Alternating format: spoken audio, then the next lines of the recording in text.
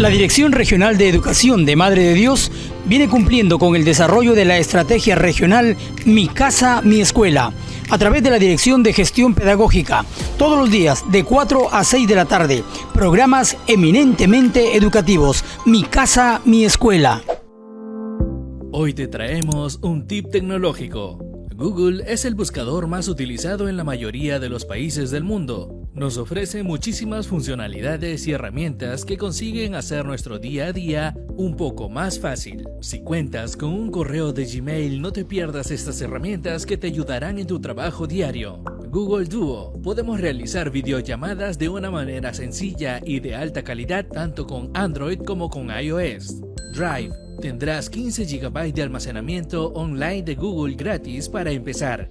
Es un lugar seguro para que todos tus archivos, ya sean videos, documentos o fotos, te acompañen a donde vayas. Keep. Todas nuestras ideas se pueden guardar como notas, listas y recordatorios de voz desde cualquier lugar. También puedes crear un recordatorio basado en la ubicación para que cuando te encuentres en el lugar, aparezca tu nota creada. Jamboard. Es una pizarra digital de G Suite que ofrece una experiencia de colaboración para equipos y aulas. Para desarrollar tu creatividad puedes crear un Jam, editarlo desde tu dispositivo y compartirlo con otros. Nos vemos en el próximo Tip Tecnológico. Buenas tardes, amables televidentes, bienvenidos a La Voz Pedagógica, un programa educativo que forma parte de la estrategia regional Mi Casa, Mi Escuela. En esta oportunidad estaremos en la conducción del programa la licenciada Patsy Lisa Ferrari, quien es especialista de educación inicial de la Dirección de Gestión Pedagógica de la DRE Madre de Dios, y quien les habla el profesor Juan Suaquita Cala. Patsy, buenas tardes. Coméntanos, ¿qué tenemos para hoy día? Buenas tardes, Juanito. Te comento que el programa de hoy estará referido a dos temas muy importantes. El primero, vinculado a los proyectos de aprendizaje, como una forma de aprendizaje desde y para los adolescentes. Y el segundo tema está relacionado a la retroalimentación en este contexto de la educación virtual. A continuación, veamos cómo la enseñanza mediante proyectos de aprendizaje permite que la educación secundaria se articule con las necesidades de las y los adolescentes. Asimismo, observaremos las transformaciones básicas que han de darse en las instituciones educativas para que estos estén centrados en los adolescentes. Muy bien, Patsy. Aquí por una cuestión básicamente de presentación gráfica, las he agrupado yo en 4 grandes grupos, pero recuerden que son 6 transformaciones que la escuela tiene que hacer. Y estas transformaciones tienen que ver con algunas características y condiciones que permiten la construcción participativa de una escuela centrada en las y los adolescentes, así como una ruta para poder transformar la escuela desde una mirada de los instrumentos de gestión que tiene. Y hoy día nos vamos a centrar en los proyectos de aprendizaje como una forma de aprendizaje y de enseñanza desde y para las adolescentes y los adolescentes de esta escuela. En la siguiente lámina, por eso, en esta todavía, lo que nosotros vamos a ver es que es necesario pensar en que la escuela, como nos decía Jesús en la presentación, debe habilitar a los estudiantes para una vida más allá de las aulas.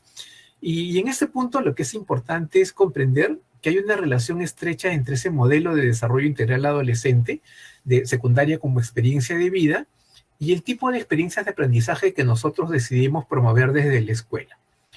Por eso, lo que nosotros les queremos proponer es que hay que recordar por lo menos 4 cosas claves, ¿no?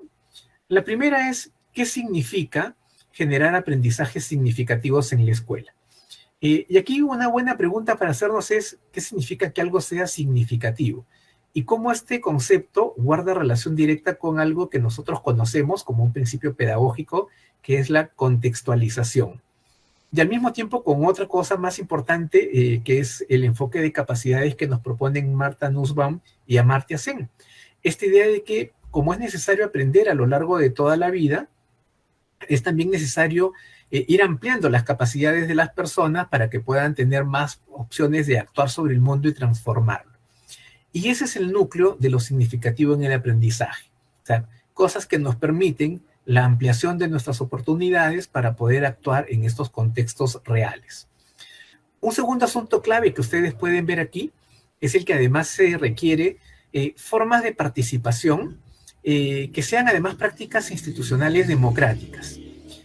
Preguntarnos cuándo estamos frente a una práctica real de participación es algo que probablemente vamos a ver en el siguiente webinar, que está relacionado justamente a cómo la participación auténtica de niños y adolescentes tiene que reunir algunas características, pero en el fondo lo que a mí me gustaría que tengamos en mente es que la participación es auténtica cuando tiene sentido para los adolescentes y las adolescentes, y no solamente cuando somos los adultos los que proponemos itinerarios o secuencias de acción cerradas y preestablecidas.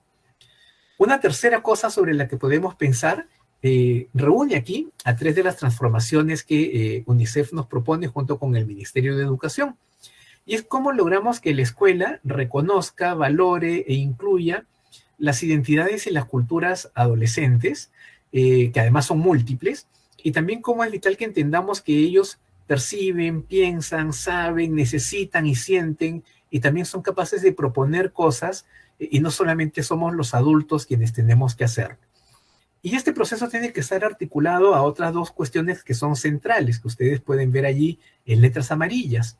Es cómo logramos también promover estilos de vida saludable, y al mismo tiempo cómo es que logramos generar un tipo particular de convivencia que les permitan ejercer una ciudadanía plena y desarrollar el potencial de cada uno de los estudiantes.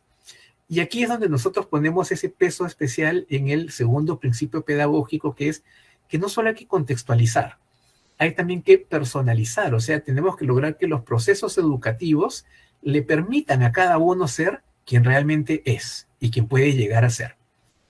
Y una cuarta dimensión en estas transformaciones tiene que ver con cómo logramos la articulación de la escuela con otros actores sociales e institucionales de su territorio. ¿Por qué es clave esto? Porque en realidad lo que necesitamos es una mirada sistémica de la contextualización, en la cual el territorio es un elemento fundamental porque es en él en el que detectamos las situaciones que son significativas, importantes o demandantes o que generan necesidad de respuesta, y porque también es en ese espacio en el cual nosotros vamos a encontrar los recursos necesarios para poder desarrollar nuestras competencias y también para aprender. Esta mirada del territorio, esta perspectiva territorial y multisectorial, permite también romper esas barreras artificiales que hay entre los sectores del conocimiento y al mismo tiempo habilitar a las personas para que puedan ejercer su ciudadanía. Como vemos entonces, de lo que se trata aquí es de articular contextos y personas, pero con sentido de agencia, ¿no? Y que podamos entender que la realidad es compleja y por eso tenemos que explorar escenarios e identificar asuntos públicos que sean suficientemente potentes para que podamos desarrollar ciudadanía. Una siguiente cosa que tenemos que ver en la lámina que sigue a continuación es cómo hay un tipo concreto de experiencias de aprendizajes que nos pueden ayudar a hacer que esta transformación sea real. Y es lo que solemos llamar los proyectos o el aprendizaje basado en proyectos. ¿Qué cosa es un proyecto de aprendizaje? ¿Qué particularidades tiene o qué lo diferencia de otras experiencias de aprendizaje? Creo que aquí lo importante es que los proyectos le permiten a la escuela contribuir a que los aprendizajes tengan sentido y que ese sentido tenga que ver con los contextos en los cuales estamos trabajando. Y aquí lo que nosotros vamos a ver es que se necesita, en principio, que estas situaciones sean reales porque están en el contexto, no solo porque son problemas, sino porque son cosas que son necesarias de abordar, ¿no? Y esto significa que finalmente nosotros podamos encontrar que sean relevantes o que sean importantes para las y los adolescentes con los que trabajamos. Y que al mismo tiempo les permiten hacer visible que ellos tienen la posibilidad de hacer algo o de tener impacto o de ser agentes o de vivir su ciudadanía sobre estos contextos. Estos procesos suponen varias cosas adicionales, ¿no? Ustedes las tienen allí en la imagen que tienen que idear cosas, tienen que saberlas delimitar, tienen que poder hacer exploraciones, tienen que planear y ubicar recursos, tienen que ser capaces de crear, de involucrarse y de dedicarse además a estas actividades. Y esto demanda no solamente hacer exploraciones conceptuales, sino también poner en juego qué cosa es lo que yo puedo hacer en estos escenarios reales. Esto requiere, por supuesto, poder negociar el currículo porque si queremos que efectivamente se transforme la secundaria y sea una experiencia diferente, tiene que haber procesos participativos. Y estos procesos participativos lo que van a hacer es abrir la escuela también a la posibilidad de incorporación de la diversidad, ¿no? O sea, tenemos que lograr incorporar y articular todas estas perspectivas e intereses que traen nuestras adolescentes y nuestros adolescentes a la escuela. Finalmente, aquí también lo que nosotros vamos a ver es que es necesario que los adolescentes puedan tener en mente que los impactos que ellos van a generar a partir de ese tipo de experiencias no solamente van a estar en la dimensión personal a la que les podemos llamar los aprendizajes que ellos van construyendo, que se van generando, sino también en impactos que pueden tener sobre su comunidad, sobre sus familias, y también impactos de tipo institucional, ¿no? Incluso sobre las políticas públicas, por ejemplo, o sobre problemáticas que involucran ya no solo a la comunidad, sino que pueden ser escalables o replicables, ¿no? Entonces, tener aprendizajes situados que le permiten hacer transformaciones reales, creo que es algo que les puede permitir a los estudiantes, sean las adolescentes o los adolescentes, y también a niños u otras personas, descubrir que son capaces de hacer cosas y de generar incidencia. Otra cosa más que podemos tener aquí en mente es por qué trabajar por proyectos, y eso lo vamos a ver en la siguiente imagen, donde más que respuestas yo les voy a plantear algunas preguntas, ¿no? Como por ejemplo, ¿cuáles son los desafíos clave que hay en la comunidad? ¿Cómo imaginamos ese espacio? ¿Qué competencias necesitamos desarrollar para poder transitar de estos desafíos en los que nos encontramos a esos escenarios? ¿Cómo podemos aprovechar también el espacio como un recurso didáctico a partir del cual podemos trabajar? Y mi respuesta iría por el lado de que en realidad los proyectos nos permiten construir y ejercitar la ciudadanía, y al mismo tiempo nos generan las oportunidades para poder incrementar la significatividad de la escuela. Porque promueve el desarrollo de capacidades y también el conocimiento del medio, y al mismo tiempo porque nos abren posibilidades de participación y de que reconozcamos que la escuela es un agente también que tiene incidencia política. Pero además, porque esto nos supone tener muy en mente que la escuela no puede ser ajena a los problemas o a los desafíos locales y comunitarios, ¿no? Y que tenemos que aprender dentro de ella cómo es que generamos proyectos y también cómo nosotros podemos ir identificando nuestros propios recursos. Nuestro contexto es en realidad el entorno de aprendizaje más potente con el que contamos. Y esto es algo que nuestro equipo de Huancavelica nos va a mostrar dentro de un momento.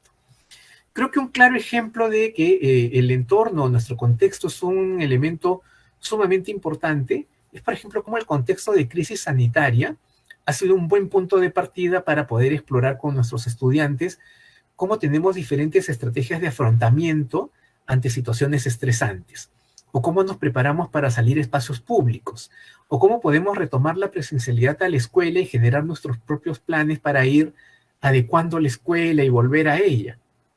Y no nos debemos quedar solo en este entorno de pandemia o de crisis sanitaria, sino como también el contexto político y económico nos ofrece la oportunidad de hacernos preguntas y de resolver situaciones que estén relacionadas, por ejemplo, a cómo tenemos sesgos cognitivos, cómo a veces hay falacias que usamos en la argumentación, cómo es que hay fake news o noticias falsas que circulan en redes, y también cómo es necesario aprender que hay varios mecanismos y varios procedimientos que es necesario reconocer para poder validar la información.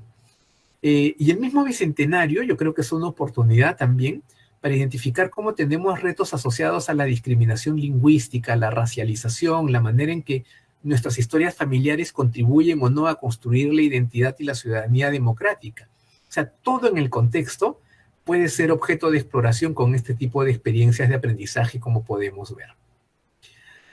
Vemos en la siguiente imagen, en nuestra sexta lámina, que hay un itinerario que puede variar dependiendo de qué autores consultemos. Aquí hay una propuesta que es la que ustedes pueden encontrar en el MOOC que Perú Educa tiene a su disposición, respecto a que hay una secuencia o un ciclo de proyectos que nosotros podemos seguir. Como les decía, los nombres pueden variar, pero lo importante es la lógica que está detrás.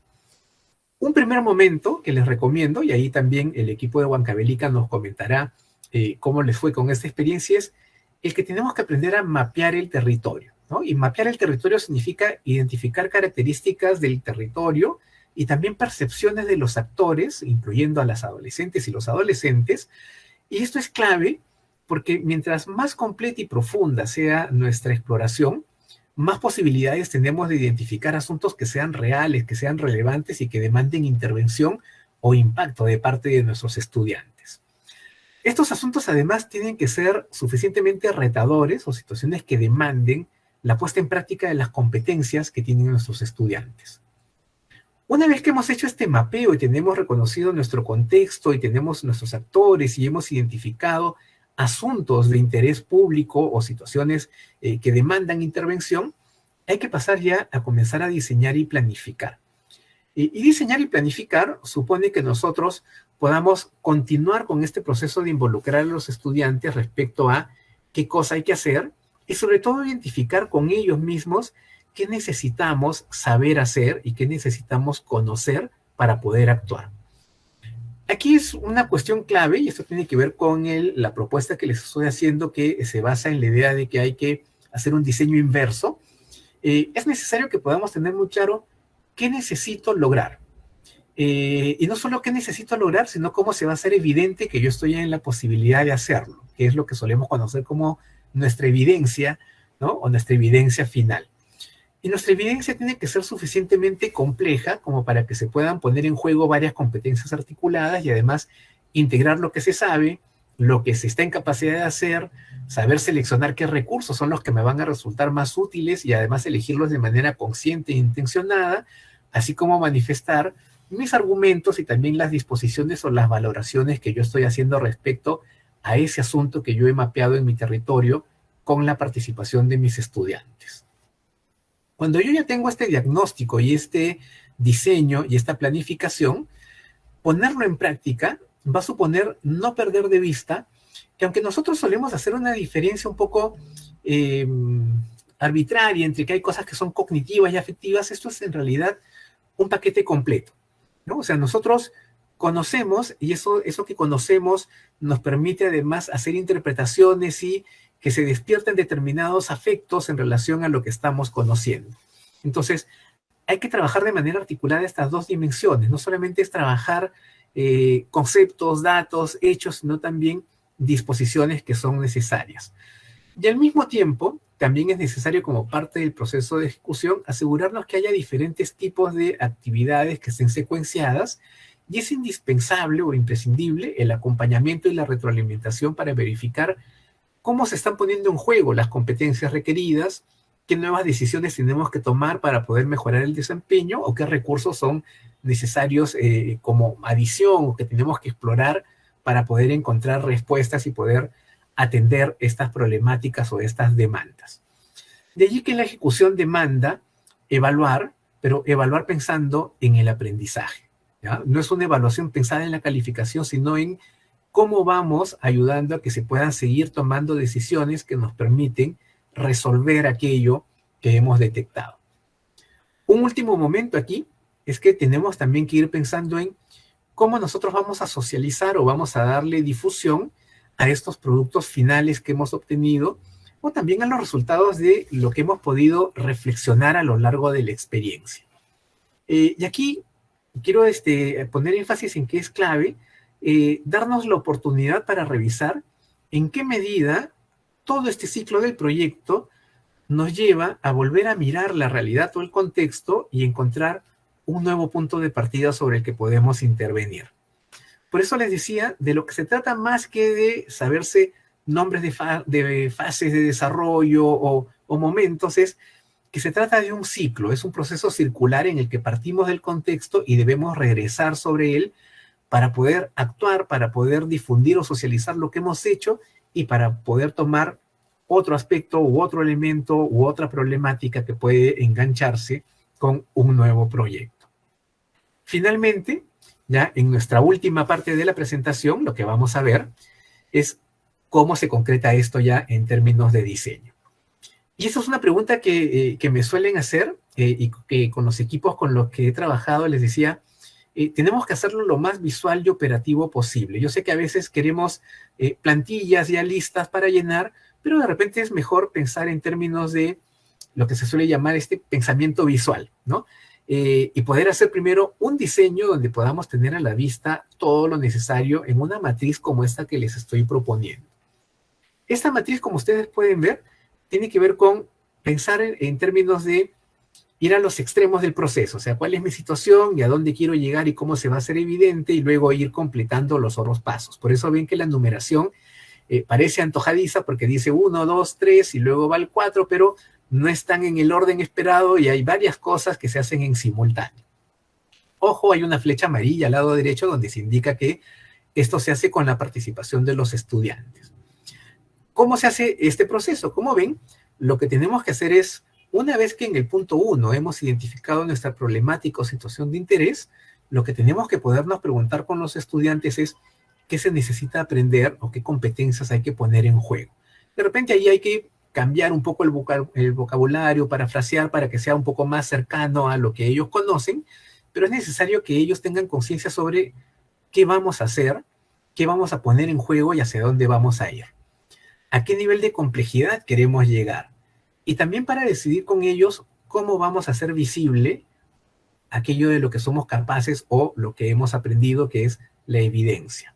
Como ven, estamos en los extremos. Yo ya sé de dónde salgo y sé a dónde voy a llegar. Y aquí, por eso, todo lo siguiente aparece con el número 4, porque es cómo cierro yo esta brecha entre los dos espacios, entre lo que está pasando y lo que quiero que suceda finalmente.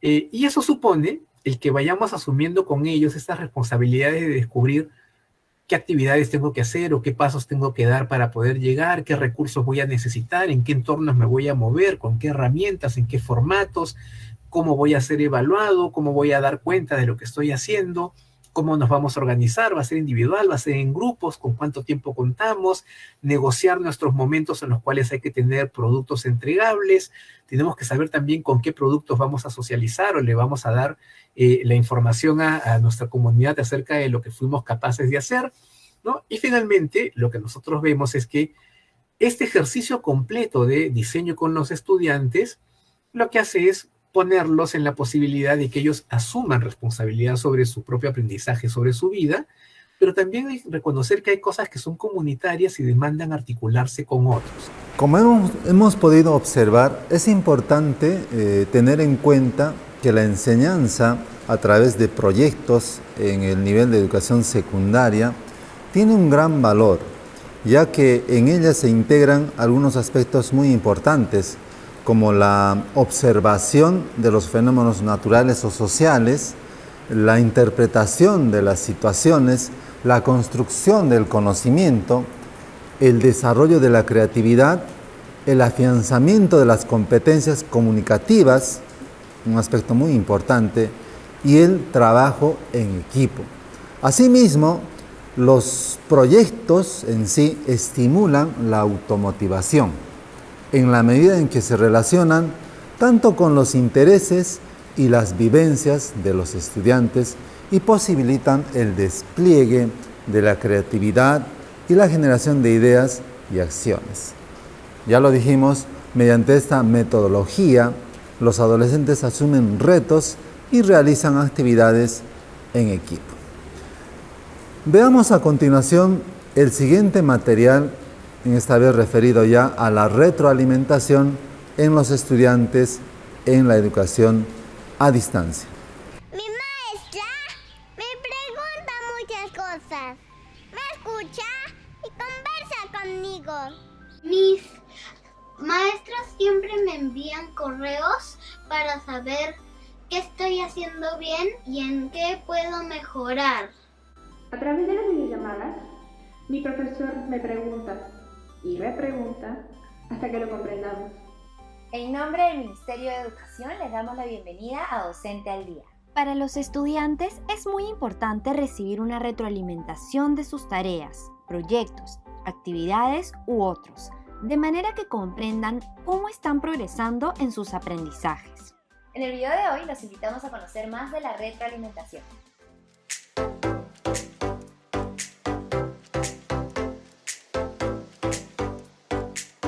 La retroalimentación consiste en devolver al estudiante información que describa sus logros o progresos de aprendizaje en base a evidencias, valoradas con criterios de evaluación. Puede brindarse retroalimentación de forma individual o colectiva. El propósito de la retroalimentación en el marco de la evaluación formativa y en el contexto de la educación a distancia es ayudar al estudiante en el desarrollo de su aprendizaje. En ese sentido, la retroalimentación contribuye a la construcción de la autonomía, a través de procesos de reflexión que motivan a los estudiantes a resolver problemas, crear nuevas producciones y replantear sus trabajos. Además, permite a los docentes ajustar sus estrategias de enseñanza, diseñar nuevas situaciones significativas, reformular su metodología, replantear la manera de relacionarse con los estudiantes, identificar errores recurrentes de los estudiantes que requieran más atención. ¿Cómo retroalimentar? A través de preguntas. Por ejemplo, Fernando, cuéntame, ¿cómo llegaste a esa respuesta? Describiendo el trabajo realizado. Por ejemplo, bien Alicia, explicaste adecuadamente cómo llegaste a esa conclusión. Ofreciendo comentarios que valoren los avances y logros. Por ejemplo, Gabriela, me di cuenta que sustentaste claramente tu opinión. Ofreciendo sugerencias para mejorar.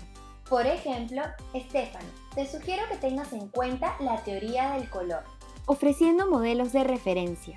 Por ejemplo, Ítalo, te cuento que para proponer una idea de negocio yo he aplicado encuestas. ¿Qué podrías usar tú? ¿Cuándo retroalimentar? Durante todo el proceso de aprendizaje, de manera oportuna y de forma constructiva. En caso de que una tarea resulte difícil, la retroalimentación debe ser inmediata para no generar confusión y frustración. Prácticas recurrentes para una adecuada retroalimentación. Enfocarse en el aprendizaje que se requiere lograr. Brindar sugerencias claras y concretas de cómo progresar en el aprendizaje esperado. Retroalimentar en base a criterios de evaluación, enfocándose en los aprendizajes o desempeños que demuestre el estudiante, y no en la persona, como por ejemplo, correcto, Sergio, lograste identificar las ideas principales y el tema central del texto. Incorrecto, eres muy inteligente, muy bien. Propiciar la retroalimentación entre pares, para lo cual los criterios de evaluación deben ser conocidos por todos desde el inicio. Prácticas a evitar. Brindar retroalimentación que desanime o amenace la autoestima de los estudiantes. Realizar comparaciones entre los estudiantes. Ser genéricos o ambiguos. Usar solo elogios. Durante el proceso de retroalimentación, es fundamental que la intervención del docente permita a los estudiantes reflexionar y construir sus propios caminos de solución ante las observaciones brindadas.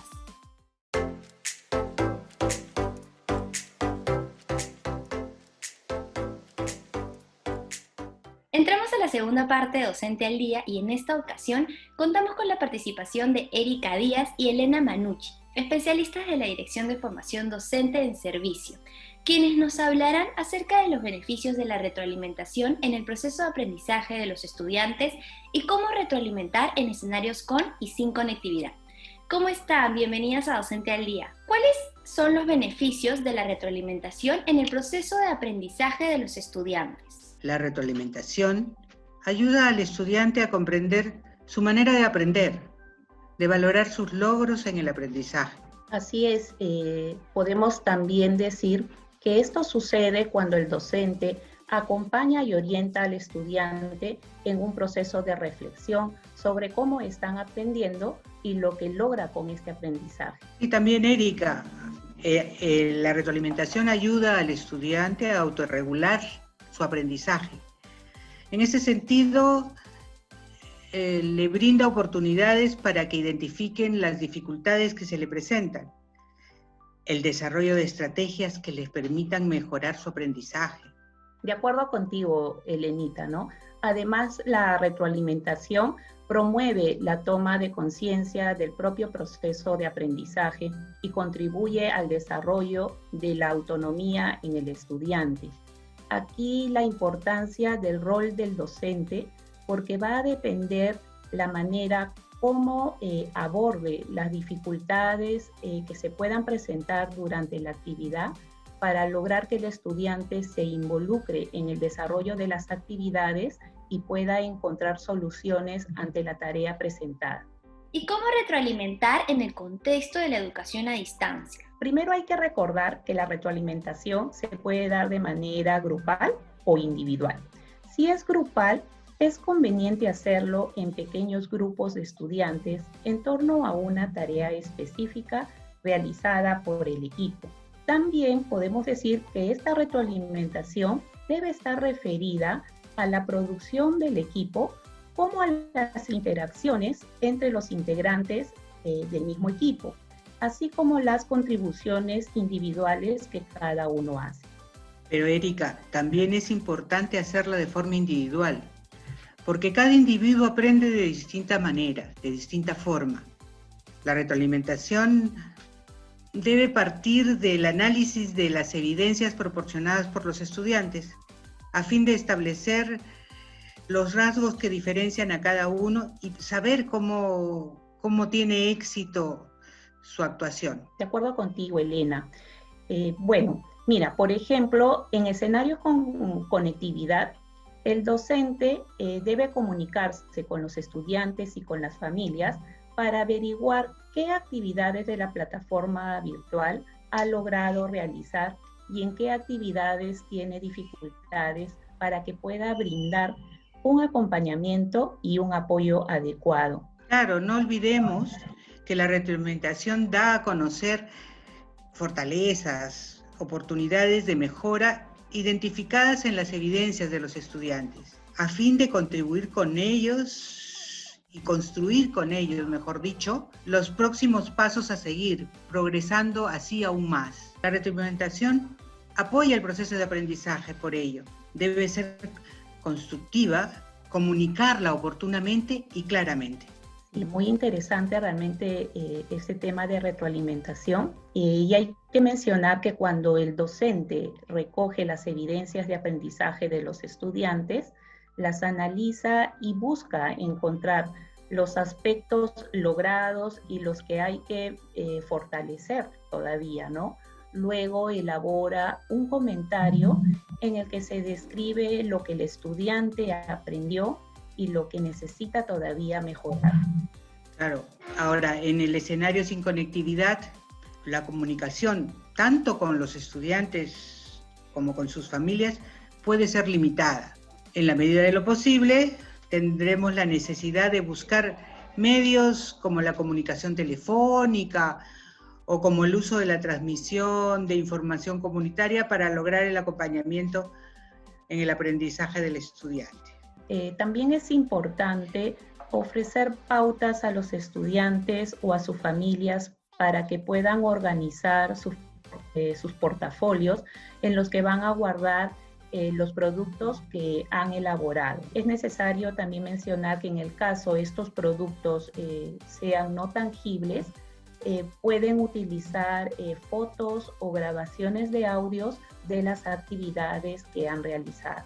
Muchísimas gracias a ambas. Es bueno tener varias perspectivas sobre la retroalimentación para que los docentes puedan enriquecerse y realizar mejor sus clases en la educación a distancia. Gracias nuevamente a ambas. Gracias también a ti, María Paula, por el espacio que nos das en Docente al Día. Sí, muchas gracias. Esperamos que esta información sea de gran utilidad y de importancia para todos los docentes. Muchas gracias.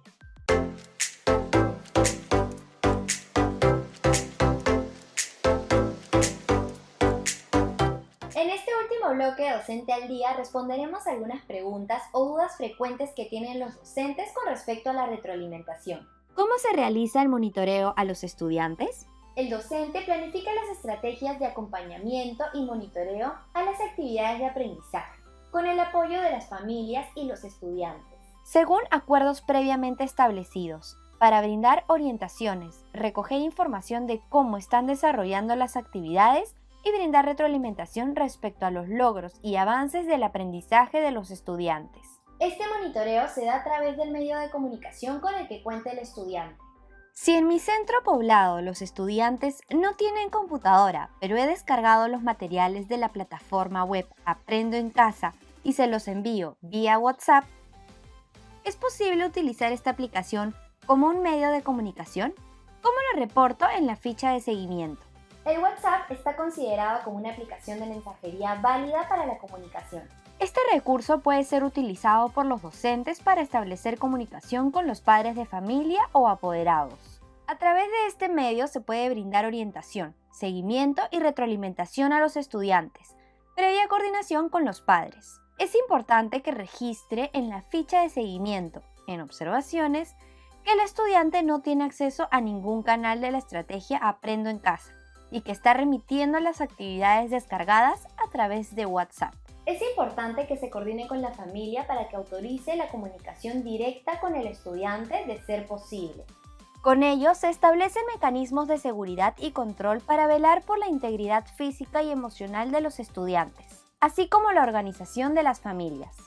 Terminamos el programa y nuestra última recomendación para la retroalimentación, ya sea oral o escrita, es que deben hacerla en el momento adecuado y con comentarios que el estudiante pueda entender y lo ayude a reflexionar, además de sugerencias que le permitan comprender errores para superarlos y poder mejorar su desempeño en la educación a distancia. En nombre del Ministerio de Educación nos despedimos y esperamos que la información brindada haya sido útil y puedan aplicarla en sus clases de educación a distancia.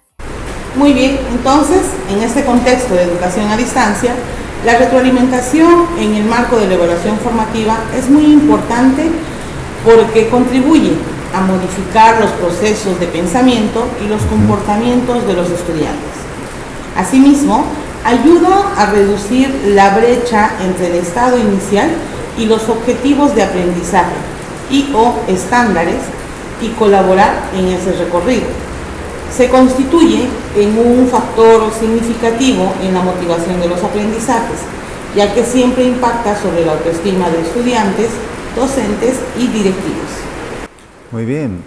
Asimismo, la retroalimentación favorece la participación de estudiantes, de todos los estudiantes, en el proceso de aprendizaje, focalizado en el desarrollo de sus habilidades, sobre todo metacognitivas, pues se los considera sujetos activos en su aprendizaje y no receptores pasivos. La retroalimentación también permite articular las evidencias de aprendizaje y los criterios con los estándares o expectativas de logro.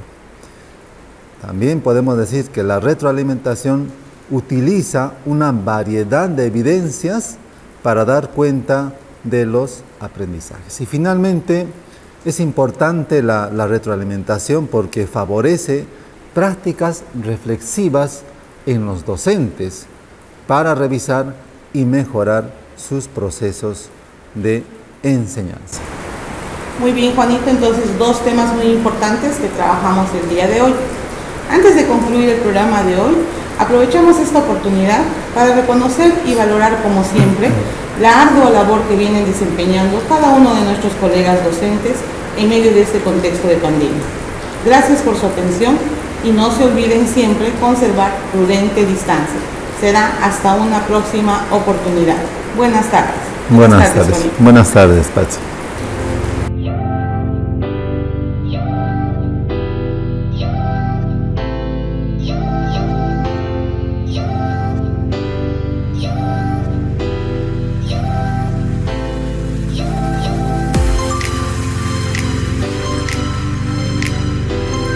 La Dirección Regional de Educación de Madre de Dios viene cumpliendo con el desarrollo de la estrategia regional Mi Casa, Mi Escuela, a través de la Dirección de Gestión Pedagógica, todos los días de 4 a 6 de la tarde, programas eminentemente educativos, Mi Casa, Mi Escuela.